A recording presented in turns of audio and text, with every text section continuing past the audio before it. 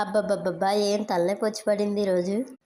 ఇద్దరు పిల్లల్ని హ్యాండిల్ చేయడం అంటే నా వల్ల కావట్లేదు. ఇది అందరి అమ్మలకి ఉన్న సమస్యే కదా!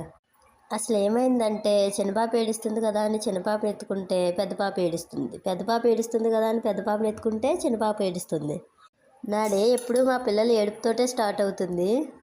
ఏదో ఇలా చిన్న పాపనైతే పడుకోబెట్టేసి పెద్ద పాపని అలా ఊరించి కర్రీ అయితే చేస్తున్నాను. పిల్లలతోనే కష్టంగా ఉందంటే రోజుకొక కర్రీ చేసుకోవాలంటే రోజు ఏం కర్రీ చేయాలా అని ఆలోచించడానికే టైం అంతా అయిపోతుంది. ఇక ఆలోచించి ఇంట్లో గుడ్లు నెత్తల్లో ఉంటే ఆ కర్రీ అయితే చేశాను. నాకు కొంచెం జలుబు చేసింది ఫ్రెండ్స్, అందుకే వాయిస్ ఓవర్ సరిగ్గా ఇవ్వలేకపోతున్నాను. ముందుగా గుడ్లు వేయించుకొని పక్కకు తీసుకొని నెత్తలు వేయించుకొని వాటిని కూడా పక్కకు తీసేసుకోవాలి. తర్వాత ఆనియన్స్ వేసి లైట్గా సాల్ట్ వేసి వేయించుకోవాలి. సాల్ట్ వేయడం వల్ల త్వరగా వేగుతాయి అన్నమాట ఆనియన్స్. నెక్స్ట్ వచ్చేసి టమాటాలు వేసి బాగా వేయించుకున్న తర్వాత కారం, ఉప్పు, గరం మసాలా వేసి వేయించుకోవాలి. తర్వాత వాటర్ పోసి బాగా కలపాలి.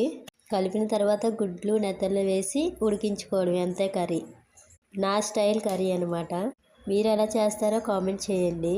నా వీడియోస్ చూస్తున్నారు కానీ లైక్ చేయట్లేదు, సబ్స్క్రైబ్ చేయట్లేదు.